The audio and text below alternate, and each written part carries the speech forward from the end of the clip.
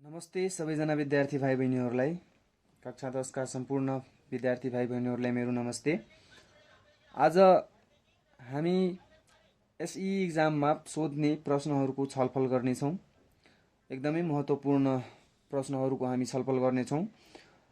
त्यस्तै एउटा सबैभन्दा महत्त्वपूर्ण प्रश्न रहेको छ, जुन टपिक छ Newton's law of gravitation. Newton's law of gravitation. Newton's law of ग्रेभिटेसनले के भन्छ त? संसारको कुनै पनि दुईटा अब्जेक्ट, मानौ यो अब्जेक्ट 1 हो, यो अब्जेक्ट 2 हो। संसारको कुनै पनि दुईटा अब्जेक्टले एक अर्कालाई सर्टेन फोर्सले तानेको हुन्छ।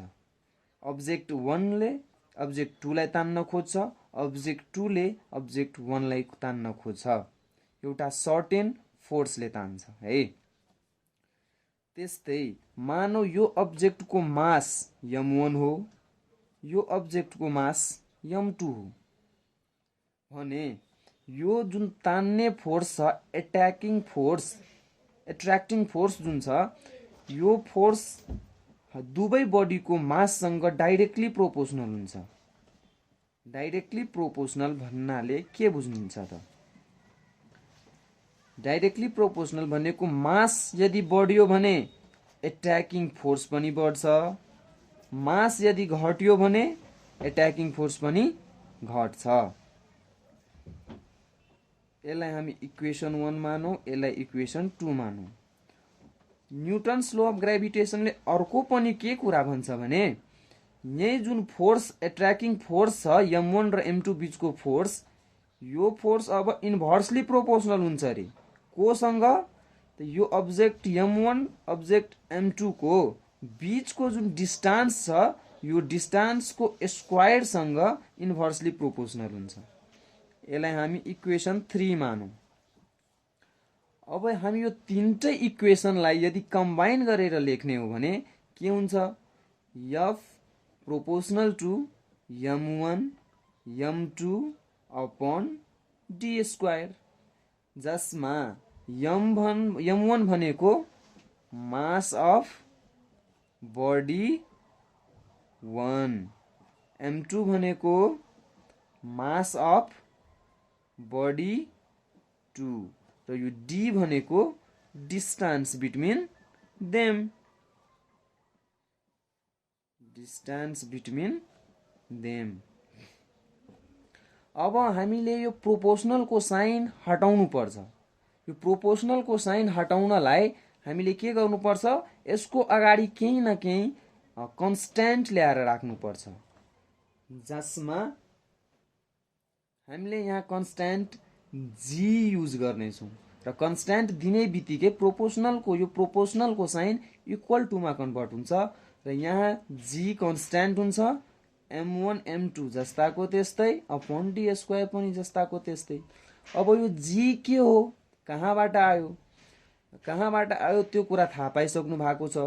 हामीले यो प्रोपोर्सनलको साइनलाई इक्वल टुमा कन्भर्ट गर्दा केही न केही यहाँ कन्स्ट्यान्ट राख्नुपर्ने हुन्छ, त्यही भएर हामी यो g राखेको हो, g एज अ कन्स्ट्यान्ट। तर यो g कुन कन्स्ट्यान्ट हो, यसको भ्यालु कति हुन्छ भने यो g भनेको युनिभर्सल ग्रेभिटेसनल कन्स्ट्यान्ट हो। Universal gravitational constant. अब यसको भ्यालु कति हुन्छ? यदि यो कन्स्ट्यान्ट हो भने युनिभर्सल कन्स्ट्यान्ट हो, यो कन्स्ट्यान्ट हो भने यसको भ्यालु जहिले पनि बराबर हुन्छ, एक नासको हुन्छ। त्यही भएर युनिभर्सल ग्रेभिटेसनल कन्स्ट्यान्ट g को value 6.67 into 10 to the power -11 newton metre square पर केजी स्क्वायर हुन्छ। यो भनेको हाम्रो ग्रेभिटेसनल कन्स्ट्यान्टको भ्यालु हुन्छ।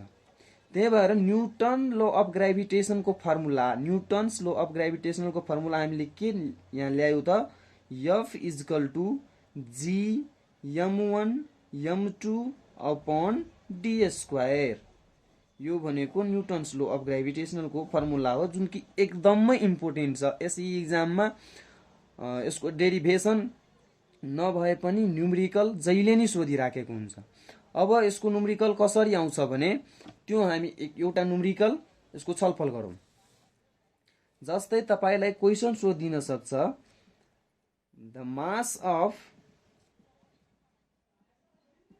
मास of body 1 is 100 kg and body 2 is 500 kg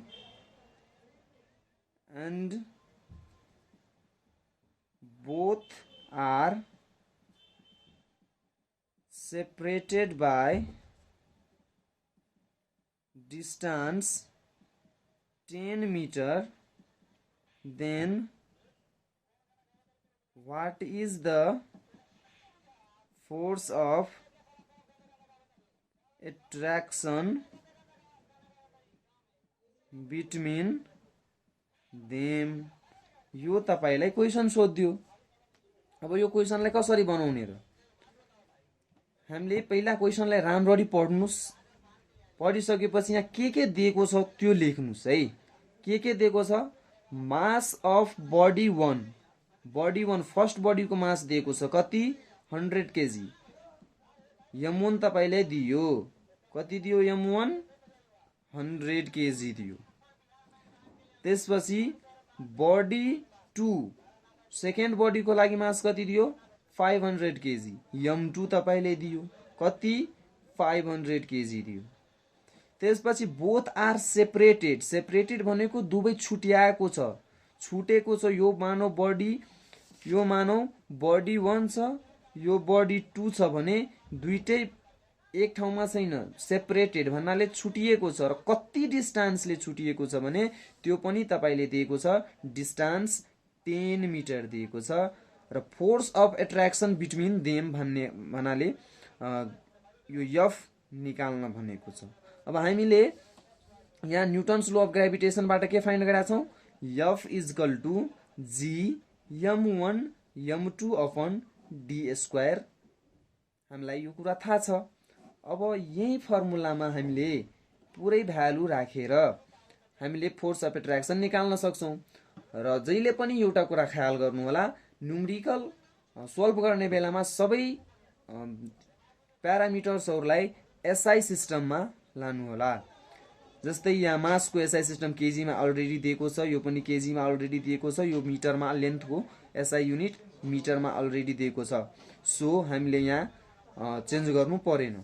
अब डाइरेक्टली हामीले फर्मुलामा पुट गर्ने हो भ्यालु भने F is equal two m1 को ठाउँमा हामीले यो 100 केजी पुट गर्छौं इन्टु m2 को ठाउँमा 500 केजी पुट गर्छौं, d को ठाउँमा 10 को स्क्वायर गर्छौं। तर हामीले यो g को ठाउँमा अब कति हाल्ने त? म अघि नै भनिसके तपाईहरुलाई कि g भनेको युनिभर्सल ग्रेभिटेशनल कन्स्ट्यान्ट, जहिले पनि यसको भ्यालु सेम हुन्छ। र यसको भ्यालु कति हुन्छ? 6.67 into 10 to the power minus 11 newton metre square KG पर मिटर स्क्वायर हुन्छ। भने यहाँ g को भ्यालु तपाईले दिनुपर्छ 6.67 into 10 to the power minus 11 दिनु पर्ने हुन्छ। अब यसलाई तपाईले क्याल्कुलेट गर्नुस्। 5 1 2 3 4 upon 1 200 into 6.67 into 10 to the power minus 11 यो जान्छ is equal to 500 into